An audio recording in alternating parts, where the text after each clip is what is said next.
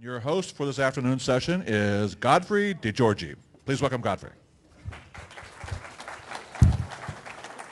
Thank you very much. It's a pleasure to see so many people here today. You are the survivors. There's only a couple more sessions after this. There are feedback forums, which we would like you to attend.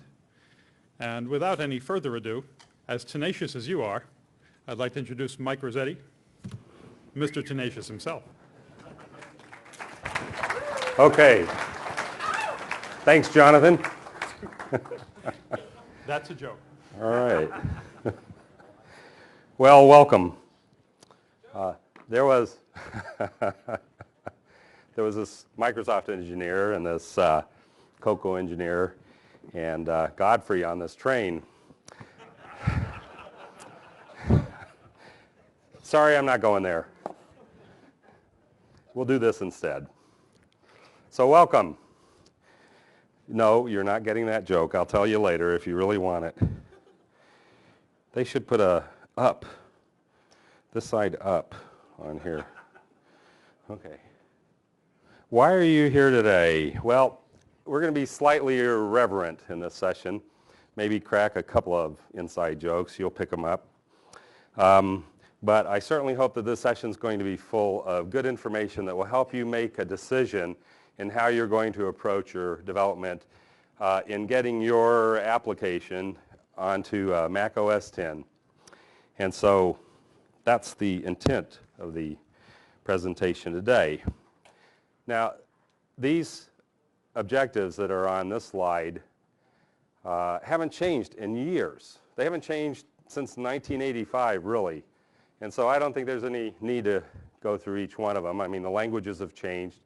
The operating systems have changed, but the goal of any framework is to make it possible for you to get your application out and going and take advantage of the wonderful Mac OS technology. And we think that the Apple C++ frameworks are the key to success in this realm. Here's what we're going to discuss today. Many of you are familiar with Mac App.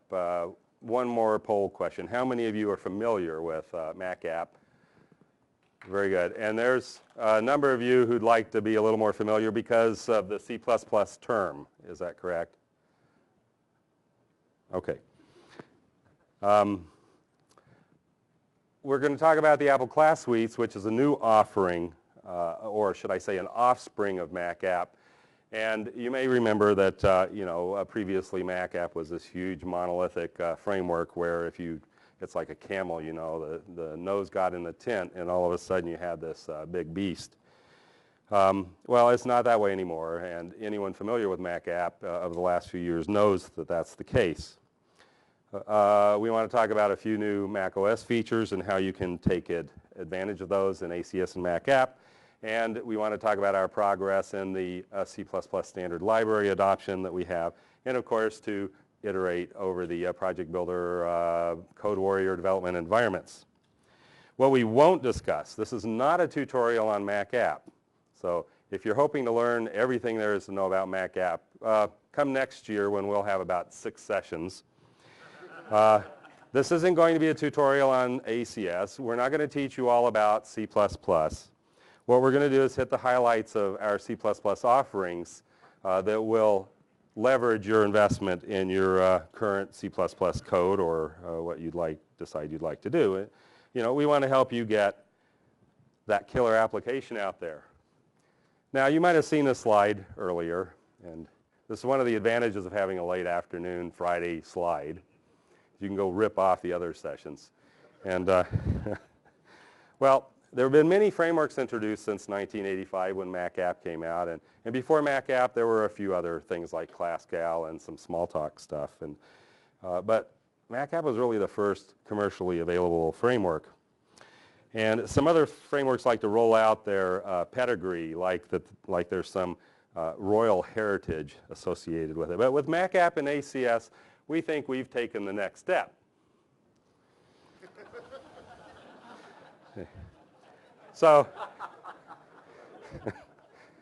So 7 of 9 in this slide represents Mac App release 15, and then R2D2 represents ACS.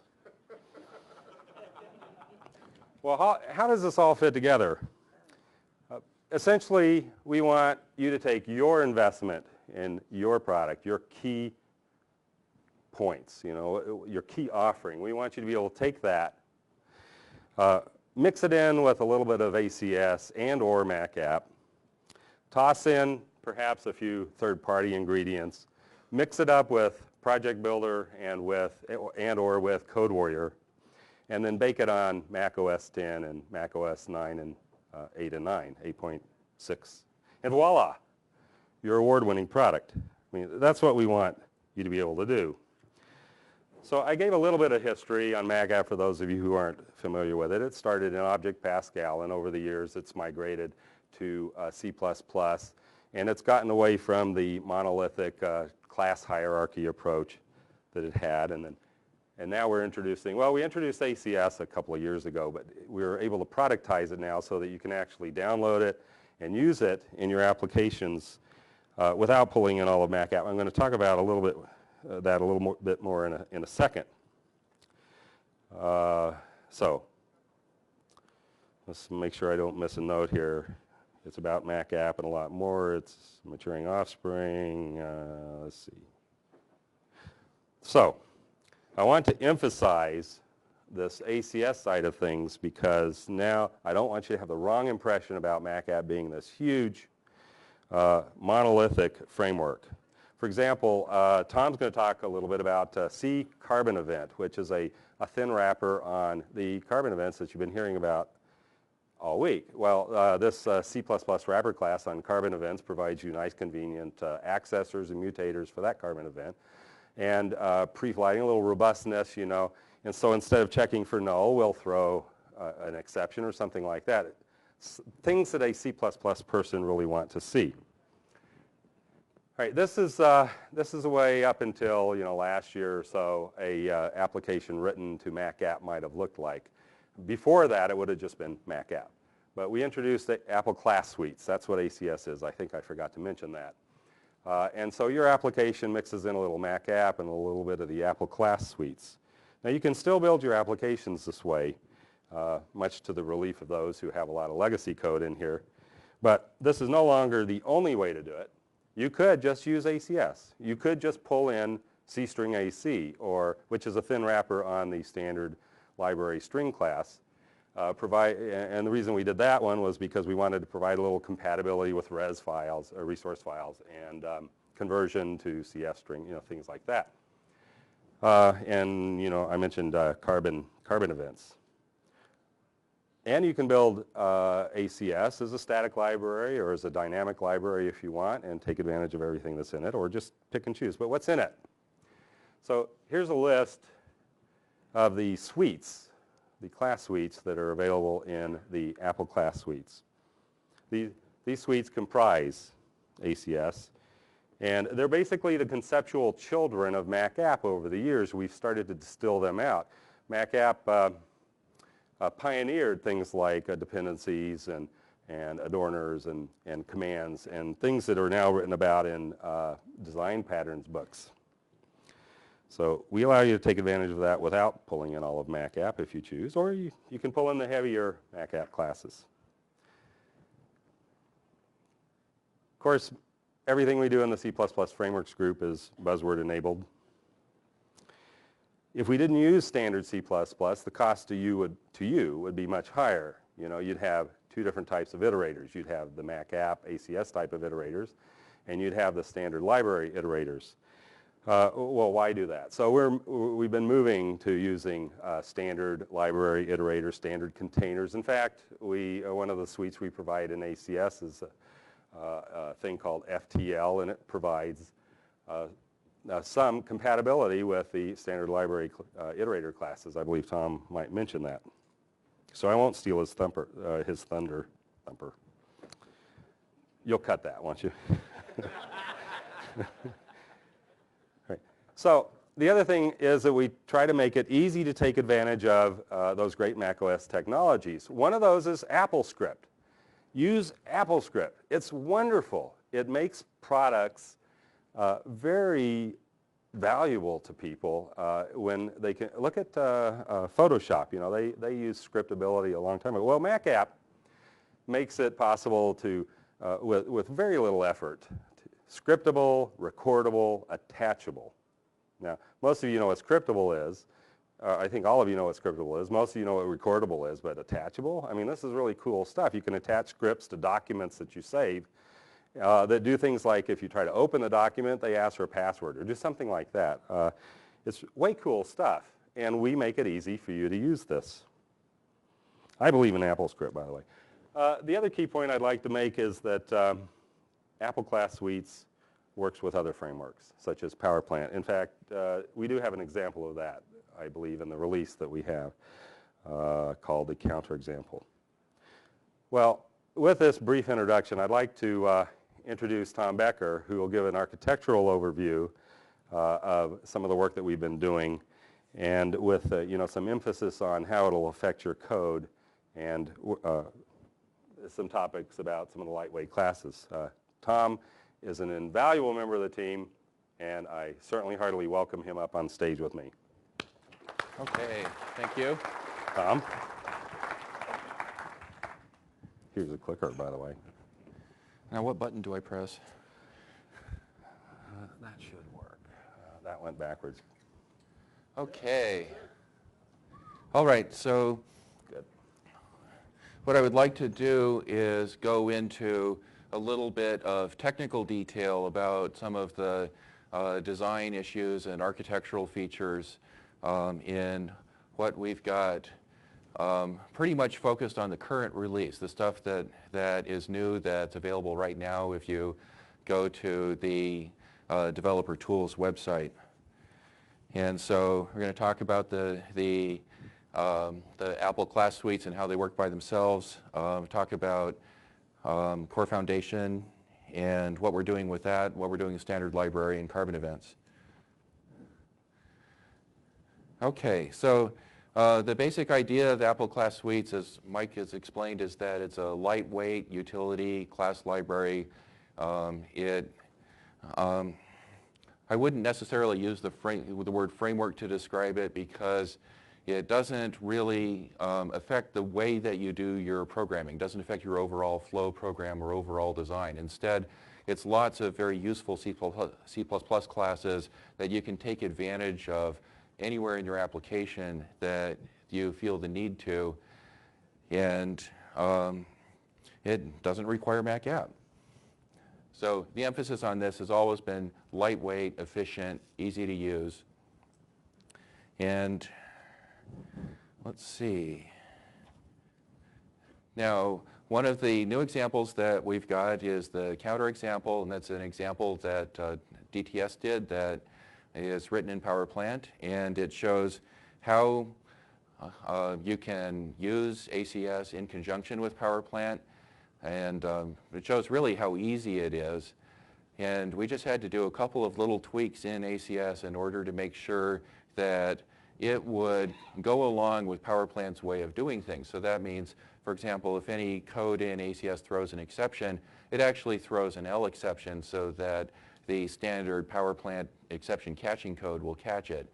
And so the idea there is that ACS is very good at fitting in. And that's the general philosophy that we want to continue with it. And you know, it's placing the emphasis again on being easy to use, and in order for it to be easy to use, it has to work the way that the calling code expects it to work. And there are a lot of classes in ACS.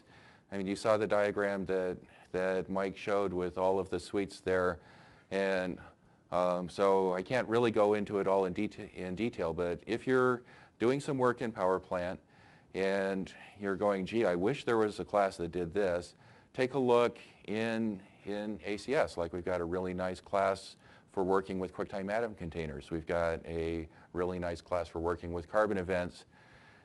And there are also some classes like templatized handle locker that works better than the one that is built into PowerPlant. And you can just use it. The footprint contribution on something like this is in, like, you know, single-digit number of kbytes kind of thing. It's very, very small effect. You know, you pay for only for what you use. So now there's a couple of different ways that you can use ACS. So if you are using Mac app, you're already using ACS. So that's pretty easy right there. Like I said, you can create power plant graphical applications and use ACS in those. You can also, if you have your own framework or you've got a different framework that you're using, ACS is something that could really help you out. And it helps us out with Mac app. It could help you out with your framework. And you can also do things that don't have a graphical interface at all. Several of the ACS examples that we've got are for command line tools.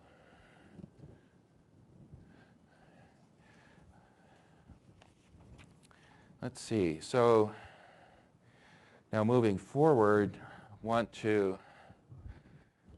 let's see, switch to demo. I've got it. And show a little bit of what we've got with the carbon event support that we have in Mac app. And so this is the standard Mac app skeleton sample application. And this is, can you see right here where the CPU monitor is? And now, actually it took a little bit of work to put this demo together because we actually had to find something where Mac app wasn't already incredibly well behaved. But we were able to find that there actually is an issue with mouse tracking. So if I click, just hold the mouse down, you can see that we're doing an awful lot of, while still down mouse tracking in here. So we're taxing the CPU pretty heavily. And of course, if you do this in your application, what's going to happen is your customers are going to ask if all of your programmers are rejects from the Word 6 project. And, and so you go, gosh, what can I do about that? And the answer is you can actually switch to using carbon events. So here's the carbon event version of Skeleton. I'm going to click the mouse down. As you can see, I'm doing mouse tracking and auto-scrolling and stuff like that. And the CPU usage is quite reasonable. And the cool thing about this, you go, well, what do I have to do in order to do this? And the answer is going to come up in a future slide, but it's pretty easy. So there we go. In fact, it's one line of code. Let me actually go ahead and, there's the line of code. Fuse carbon events equals true. And now this is the very first release where we've got carbon event support in the framework. And so by default, we're shipping with it turned off. We're being a little bit conservative about it. And it's the sort of thing where there may be some stuff in your application where you might need to write some code in order to fully utilize the carbon events. But what we're heading for is a future release where it's going to be turned on by default and you get all this stuff for free.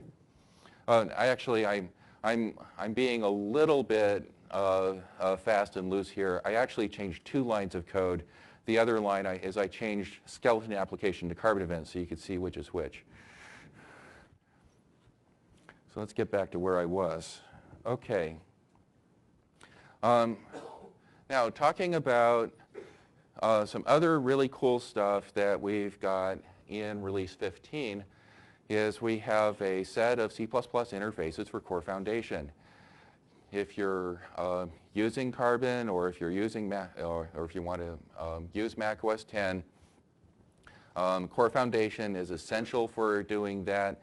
And what we're trying to do is we're trying to make programming with Core Foundation natural for C++ developers so that it's object-oriented, the syntax is as simple and straightforward as it can be.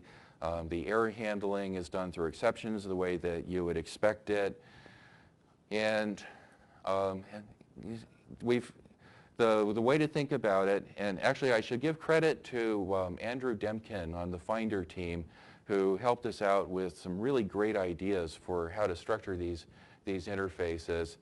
And so he's one of the key people who's responsible for making them as easy to use as they are. The idea is that we're defining the interfaces that you would expect ought to have been there always.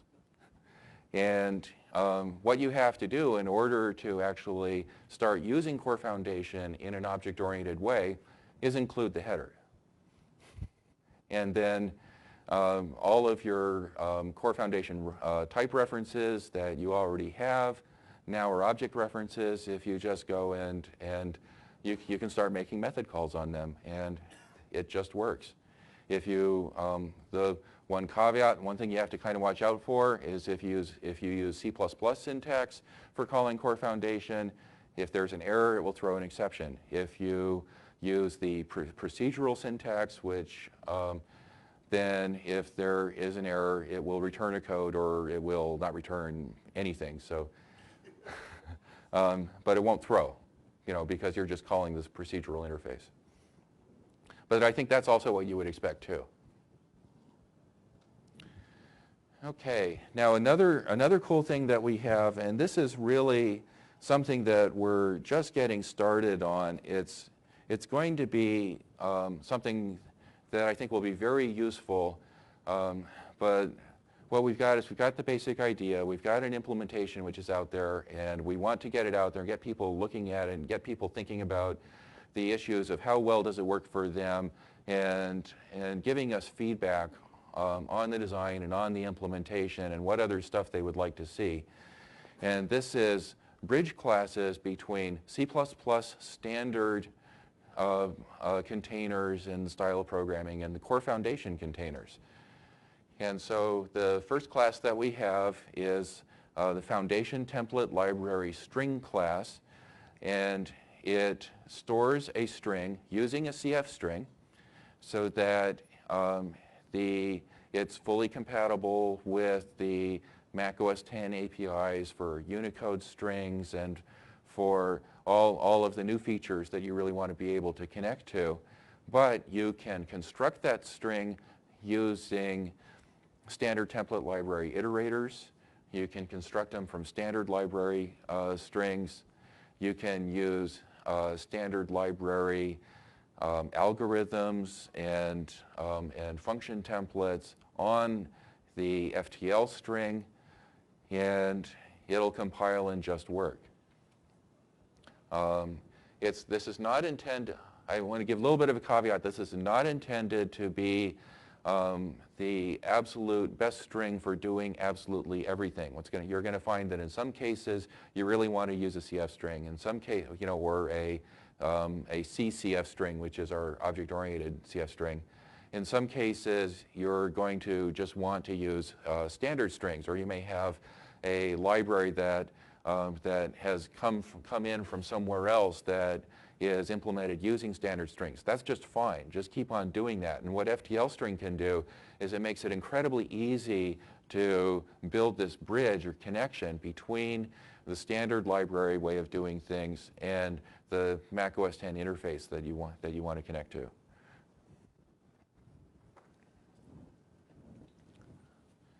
Okay, now what are we actually doing with the standard library itself? Our basic philosophy is the standard library is the wheel that is like the best wheel. We think it's great. We are moving to adopt it. We have done an awful lot already in adopting it. There's still more that we need to do. We're taking a stepwise, incremental approach towards doing it, in part because we want to bring you along with us and make it so that it's easy for you to transition to the benefits of using the standard library in your stuff. And we also want to make sure that we're getting it right as we go along. But the basic idea is that we're Apple C++ frameworks. We're making it easy to use C++ on the Mac. That means we're also making it easy to use standard C++ types on the Mac. And so for where we're at right now in this process, if you use release 15, you will be using standard strings. And we have put a lot of work into compatibility so that instead of using standard string directly, we've created the C-string AC, which is a very thin wrapper on standard string, and it will automatically convert Pascal strings to standard strings for you.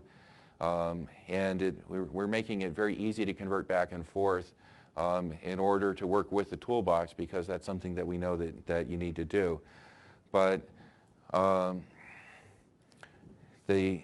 so that's an area where we're already well along on the conversion process. And let's see, the next one, as far as standard containers, we're using them in several places now, and it's something that you really ought to consider using. The legacy containers that we've got, C-list AC, C-dynamic array AC, the standard containers are going to replace those in pretty much everywhere in the framework. I think we'll continue to make the legacy containers available so that if you don't want to change your code, you don't have to. But as time goes on, we really are going to be moving towards using the standard containers. We think they're more efficient and they're easier to work with.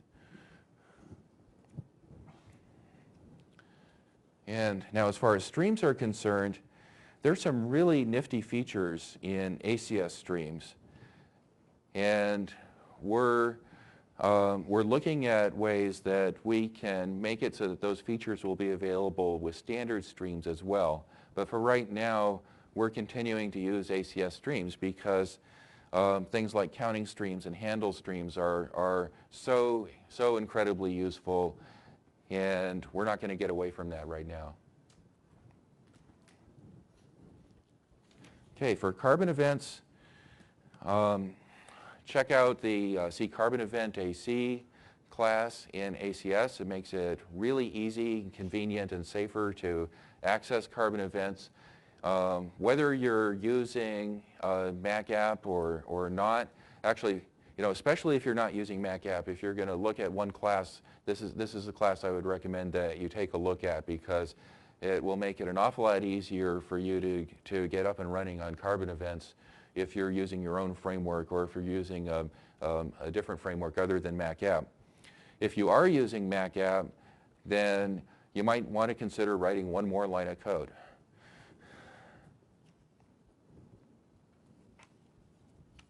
Okay, so let's bring back Mike.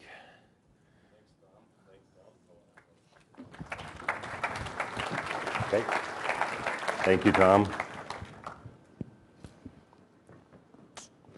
Good stuff there.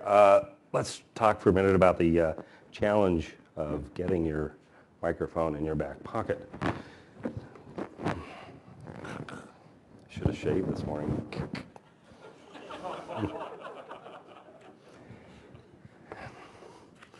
Okay, I think you got the impression from Tom. These aren't slides. These aren't just slides. This stuff actually works. It's ready for you today. Go to the Mac app website, download ACS, take a look at it, give us some feedback. Tell us if you like it. Tell us what you don't like about it. We'll fix it. But you can move your applications to Mac OS 10 today and take advantage of these features. And there are people that are actually doing it.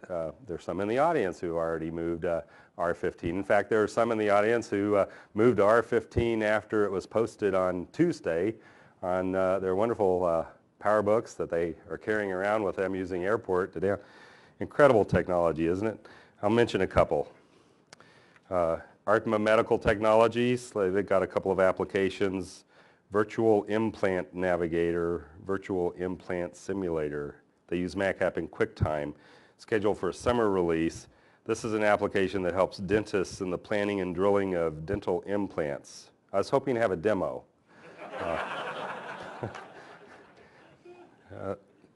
Tom Myers and his crew, Pete Hawk, this is BD Biosciences, is that right? That's Pete, Tom, well, I'll mention Tom anyway, BD. They're porting a suite of applications and drivers to OS 10 that use the flow cytometry. This is like blood analysis. another wonderful demo. They're in various stages of development, looking to launch 6 applications and 3 drivers by the end of the year, followed on by 3 more. TextCo has, that's Anders, isn't it? Anders Pitta. TextCo is his client. Gene Construction Kit 2.5. It's a, okay, coming, he says on here, possibly a beta test version within a week. And, okay, so what else? I mentioned Calc and Apple System Profiler, and Calc is about my level of capability, and then we'll let Mark take the real complex Apple System Profiler. We would have had a really great experience converting Calc. It just was too short of an effort. You know, it literally took minutes of work. It essentially took about 5 minutes to set up the project, builder project. Then I compiled, and unfortunately, I shot myself in the foot by changing do need disk space, which will be familiar to old Mac appers, to a const C++ function. And as you know, when you change a function to const, it has this ripple effect. But I'm happy to say I've shot you all in the foot too. So the lesson for this is do not postpone your day of constantness. The other thing I did was I used pre-built resources in the example. So when you take a look at Calc, you'll notice that all the resources have been pre-built in there. The reason for that was because when I did this project late last year, the resource compiler wasn't quite ready. It is ready now, and so we'll put an update in that will actually build the resources for you using Project Builder. It wasn't a big deal. And so quick build, and Calc was ready to run as an honorable Mach-O citizen.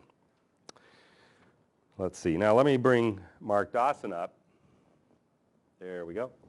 Let me bring Mark Dawson up. He's the author, I guess I could say, of Apple System Profiler. And Apple System Profiler is a wonderful application for demonstrating Mac app and ACS capabilities. I'll let Mark talk to that. But it is fully scriptable and recordable, isn't that? Is it recordable? I don't think it's recordable. Okay, well, it's wonderfully scriptable. Yes. And I'll let him address this. Mark? Okay. Well, for those of you that don't know, Apple System Profiler creates a profile of your software and hardware on your drive. On OS 9, it can find a lot of stuff. On OS 10, it can actually, using some routines, find even more stuff on your drive. Using Mac app, it was extremely fast to make the port. Some of you were last year, just before a few hours before the demo, I was able to demo Apple System Profiler coming up on OS 10 using Carbon and Mac app. In the worldwide beta, I was able to ship a product. And then around December, I was able to port in about 1 week with the code I had to Mach-O. And Apple System Profiler ships on OS 10 as a Mach-O application and then the 10.0 release and on. It was a very quick transition. I say 2 weeks for the UI, and going from the R14 to the R15 was only about a couple days. And most of the transition time I took was to use a lot of the new ACS classes that help a lot. Right now, I have 2 versions of the Apple System Profiler, one for OS 10 and one for OS 9. The OS 9 one still uses CodeWarrior 4, just for compatibility reasons. I can ship the same exact source code with only a few pound defines from R15 and Mach-O and also OS 9. So it's just a matter of one's compiled on CodeWarrior and one's compiled on Project Builder. So it's actually that easy. And what really made that transition smooth was using the ACS suites. As Mike said, my application is very scriptable. I believe in the Carbon book, it is actually an example of scripting in for Apple programs. It's probably the next most scriptable program after the Finder. And what it's really helped me was the ACS classes for scripting. You just take, basically you shove a value in a variable and you pass it, and Mac app takes care of everything else. I don't really know how to script an application, to be honest. If something breaks, I have to go to Tom. Because it's so easy, I actually haven't had to learn it, which maybe is good, maybe is bad, but I haven't had to do it. And Apple System Profiler is fully scriptable. And again, the transition was very, very small. Most of the problems I had is I was the test case, the big app test case for most of Mac App as it was being brought up. And as part of the Mac App team, if I found something, I had to fix it. So actually, Mac App has been tested on Apple System Profiler, and I use quite a bit of Mac App in all my tabs and controls and everything. Unfortunately for some of you, I don't use pop-ups, so I know that's one of the things that's come up. But it has been a very quick transition.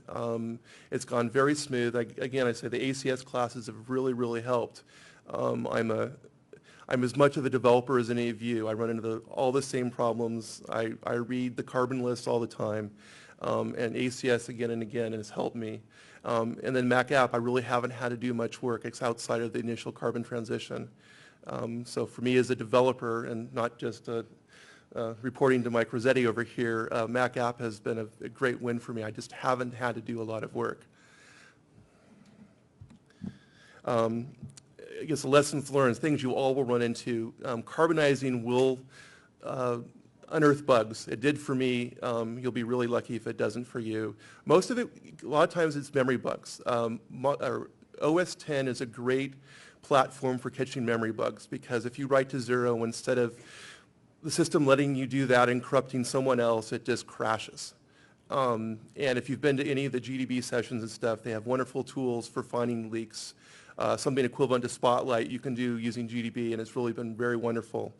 The other thing I ran into a lot, and it's my own programming fault, is on OS 10 on Project Builder, bool is 4 bytes, not 1 byte. And if you have structures that require that you know where things are in the structure, you'll lose.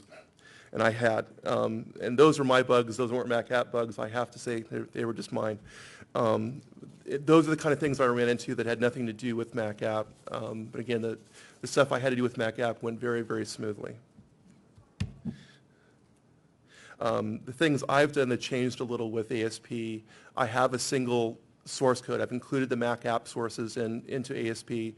A lot of that was done just because so the build systems in Apple could compile them.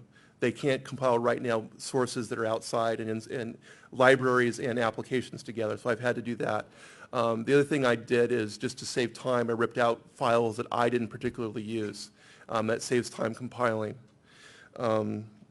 The other thing I did, actually this shows up in a post, if you have developers, you can look on the developer seed sites for ASP, but I've created a static text control using the current T static text in Mac App uses a edit text view instead of the carbon static text control, and I've converted that to use that, and it's helped a lot since the edit text doesn't give you anti-alias text. And that should be showing up in a future Mac App soon. But again, the Mac App has made my transition a lot, and ASP is a big app. Well, probably medium, I'd say. It's probably about 100,000 lines of code. So it's not tiny. It's not like I know some people have a million lines of code, but it takes a while to compile. So I'll leave it over here to Mike Rossetti and just leave you with that Mac App has really made my life. Thanks, Mark. Thanks, Mark. Made my life Thanks, Mark. simple. Hey.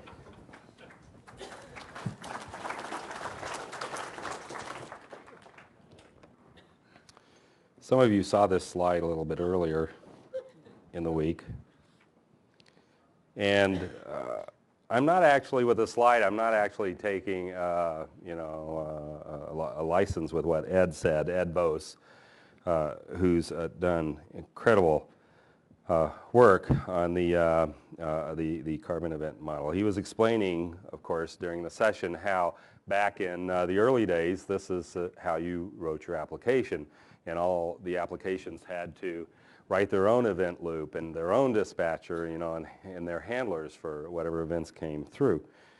And then he explained that, of course, 16 years later when after he'd graduated, he graduated 16 years ago. Don't want to give the wrong impression.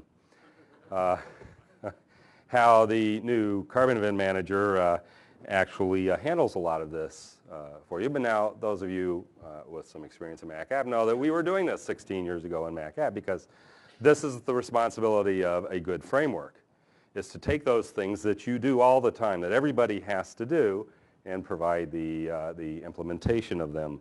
So we're delighted that the new carbon event mechanism provides this for us, because now we can take, it's a wonderful fit for the event dispatching that is taking, that's implemented in Mac app. And this just fits right in. So you'll see that the dispatcher in Mac app will become extremely simple, or maybe just disappear. So we're very happy about this. But we did it 16 years ago. So one perspective is when you build your applications, this is the model that you could build against. And there's nothing wrong with this. I mean, build a carbon if that's what you like to do. But how does Mac app and ACS fit into this model? Well, it provides a nice higher level framework on top of the carbon APIs and the carbon low level framework that they're providing in carbon events. And if I say so myself, it's a perfect fit. I mean, do you want exceptions thrown, when there's a problem in carbon? Yes, I think you do. Do you want robustness in the interfaces so that if you pass a bad value, that's caught? Yes, I think you do. So if you're using C++, this is the way to get it. ACS or Mac app provide that for you. So what does Mac app and ACS release 15 bring to the party besides adding 15% to 10? Just kind of go over this quickly. Project Builder support, with the core foundation classes, the carbon event support, standard strings. I think Tom said all of this. How'd this slide get in here? And ACS is available all by itself if you choose. And in Project Builder, I wanted to hit just a couple of highlights here. You can build the Apple class suites as a static library or as a dynamic framework, acs.framework. We provide some ACS stationery, so if you want to write Hello World with ACS, you can put that together very easily. Mac app projects are provided as well, debug and a non-debug version. Right now we're only building them as static libraries. ACS is incorporated into it. Now you might ask why we don't provide a framework target for Project Builder. And the reason is because all you Mac appers like to touch the code. So we're going to leave it that way for a while just to see how it works out. But ACS framework is fine because I think very few developers have any need to actually touch the ACS code at this point in time. And of course, the example projects. CodeWarrior Pro 6 support for all of the usual targets, including 68K still. All right. And we're going to provide, really fairly quickly here some CodeWarrior Pro 7 projects so that you don't have to do that for yourself. Now, keep these things in mind. Budget your time, to manage the changes that you're going to have to adopt as you move to Carbon, because, there's changes in the APIs and the tools. Project Builder and GDB and GCC, etc. GCC, for example, has helped us identify a number of problems that were in the old framework that we never saw with the old compilers. So running your code through this new compiler will expose probably some errors you'd be surprised at. There'll be a cost, of course. There's a little bit of a learning curve in that. But I think we believe that the benefits far outweigh the costs. So be prepared for the learning curve. And so I call this like the three curves of the development biorhythm. And I think they're coming to a curve right now. But once you get over that, things are going to look a lot better. Important future directions. So keep up the work on Carbon events. Provide a nice wrapper around the data browser, something that's long been requested, which is an MLTE view, TMLTE view, whatever. The more work in the standard libraries Tom talked about, Unicode strings, plus the same work that has resulted in the Apple class suites where we've kind of pushed down on Mac app and stuff have come out on the bottom in ACS. This is going to continue. I mean, this is an evolving process, so I can't promise what you're going to see there, but I could say that perhaps you're going to see things like dependencies moving down there, or maybe event handling will become behavior-based, or I'm just spouting off the top of my head here. And the thing I want to stress about all of this, the future directions in that is whether you're an old Mac apper or a new C++ programmer, you never used a framework or you've used some other framework, I want to stress that you take a look at ACS, Apple Class Suites, so that you get the benefit of our working with the people within Apple to make sure that those capabilities are in the framework that you want. And let us know what they are. The email, we'll bring up email addresses. There's a Mac App Dev mailing list. You can send mail directly to me. But if we know what you want, we'll respond. We try to do that. That is our ultimate goal. We want to have fun. We want to have a great framework. But we also, I think, need to make sure that you get what you want when you get what you want. That reminds me, it's sort of we hope you have a good experience. The definition of experience is what you get when you don't get what you want. We don't want it to be that way. We want you to get what you want. And before Godfrey comes back up, I'd just like to thank the developer community. It's given us a wonderful response and feedback so far, and it's helped guide our efforts to provide like ACS and to do things like make sure that carbon events work and that your applications are going to be speedy under Mac OS 10. And thank you for that feedback. Thank you for the support that you provide each other on the mailing list and the news group, because this is critical for developing a consensus in the community and making sure that we do what you want. So please keep that good work up. And also, I have this little kitty cat up here, and some of you know what that means. I'd like to thank one of our developers for his gift, Norio Ota, who's sitting back here. And just wanted to tell you that if you want to get faster email response to your bug reports and questions, gifts are great, but and gifts are great, but wonderful Mac OS 10 applications are even greater. So we encourage you to do that. Godfrey? Thank you, Mike.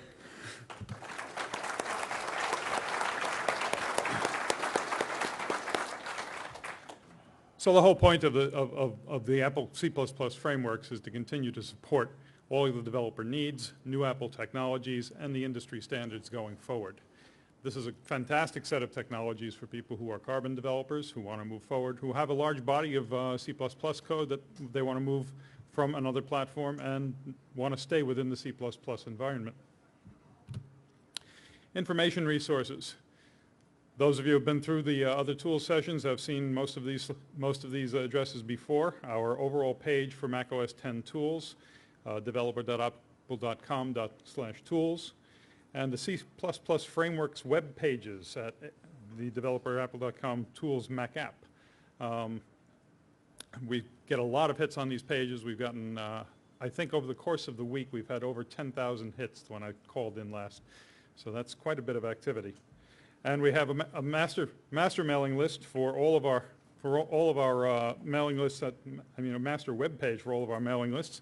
Mac App Dev is one of them. There's also the Carbon Dev, Cocoa Dev, Project Builder users. All of these would be useful to you as resources. We decided to give you a backroad map through the show, since this is Friday, very nearly the last sessions of the day. These are some of the sessions that hallmark our tools, various other things that you could use. And when you get your DVDs, because everybody at the show is receiving DVDs of these sessions, you can review these if you've had to be at other sessions over the course of the week.